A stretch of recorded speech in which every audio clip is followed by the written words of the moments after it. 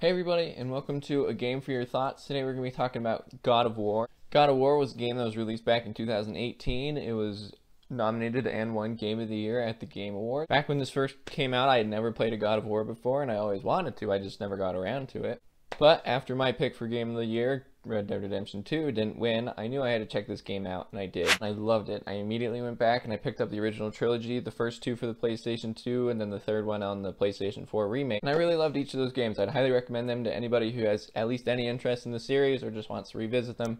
Recommend going back and checking those out. They were a great time, really good games. First playthrough God of War, I was not reviewing video games, but now I am, so I decided this is no better time to do it than now. I'm going to start off and say it right away, this game is a masterpiece of our time. It is very well done, and video games continue to be more and more cinematic, and this game just continues to prove that. One of the most impressive things of God of War that you probably won't even notice until a couple hours in is the camera never cuts. Never once during the game. The only time is if you die and you have to reload. Other than that, it's one continuous shot the entire time. The camera is moving and rotating around characters in the action, and you can see it all really well, and it looks awesome, and it's incredible the time and effort they obviously put into this game. This world has so much to see and explore. It's incredible. It takes place in Nordic mythology now after the cliffhanger in God of War 3. This game kind of reboots and revitalizes the series. It was great. They did a really good job with it, and I really like this new style. It still kind of got that hack and slash feel, but it's a little bit more strategic, but we'll talk about that later. But with the Nordic mythology, I'm not as familiar with it as I was with the Greek mythology. As a kid, I really loved Greek mythology, and so playing through God of War, it was great to recognize all these different characters and mythologies and then rip them to shreds with a QuickTime event. It was lots of fun. But when this timeline picks up, Kratos is now kind of out in the middle of nowhere. He's got a son and his wife, but before the game starts, his wife has passed away, and so the whole point of the game is you and your son now have to take her final wishes and take her ashes to the highest peak of all the realms. First, I'll start off and kind of give my thoughts and opinions of the story, but overall, I really liked the story. It was really well done. It was really lengthy, and this is a single-player experience, so that's the basis of the game, is the story it wants to tell. And there was parts of it I liked. I really liked a lot of it, and it had a lot of really memorable moments that are going to be hard to forget. For the characters in this story, there was very few characters, but they did such a great job. The voice actors did incredible.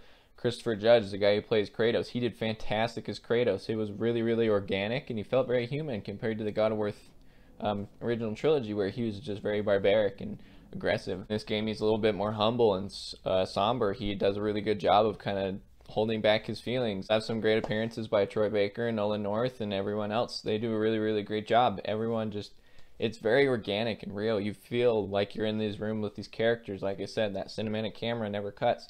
It does a great job, especially the moments with Kratos and his son Atreus. They were really incredible. They were very passionate, and you could see there's a little bit more of a human side to Kratos this time around instead of his kill everything tactics he had in the first three games. I said before, this is a single player experience, and the story and the world to explore are the only thing you have, but this takes so much time. The story easily took me 15-20 hours, and that was not really exploring the world and everything. My first time through, I explored the world a lot. It easily took me 30-40 hours. There's so much to explore here. It's hard to stay on track because you'd see something off in the distance and you want to go explore it and check it out and get some cool resources and rewards. My only complaint I might have about the game's story is that it kind of does like oh, we made it, oh wait, never mind, we got to go do something else first kind of thing.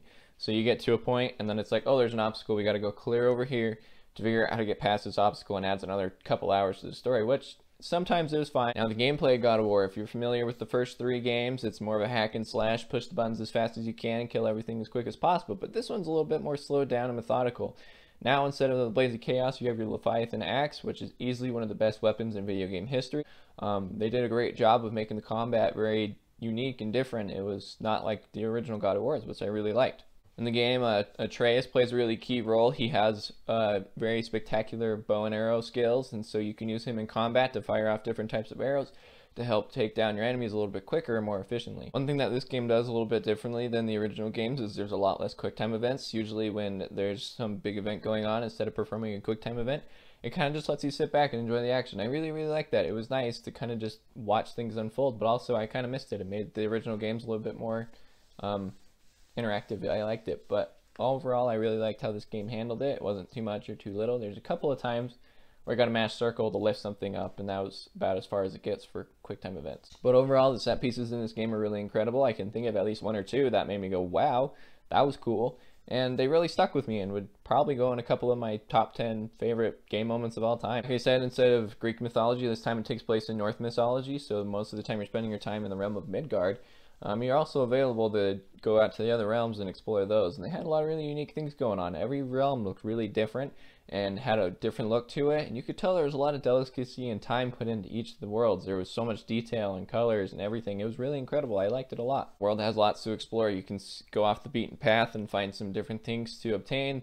The game adds a weapon and armor system, so you can collect these different resources to improve or craft new armor, which I really liked. It was a great system.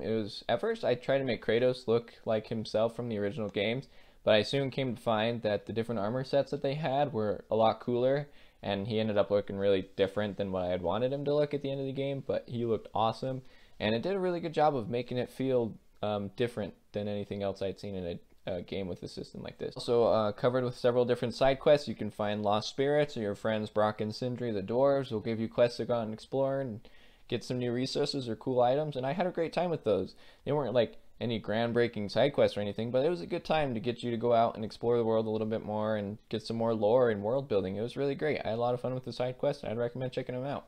Technically wise, this game runs really great. Like I said, it's one single shot, and so it doesn't really cut it all, so there's very minimal or no loading times. I think I only had once where the game paused for a second to load, but that was for a minimal second and was hard to notice. Graphically, this game runs really great. I really liked the look of it. It looked similar to Red Dead Redemption 2, and just the lighting was incredible, and the graphics were really detailed and unique. I liked it a lot. I was just on my basic PS4, and I didn't have any frame rate drops or freezes or crashes. It was really, really well. I didn't have any problems really at all, graphically or technically. But in the end, I really liked this game. I'm excited to see what they do next. I really highly recommend it to anyone who's at least a little bit interested, even if you haven't ever played a God of War game before.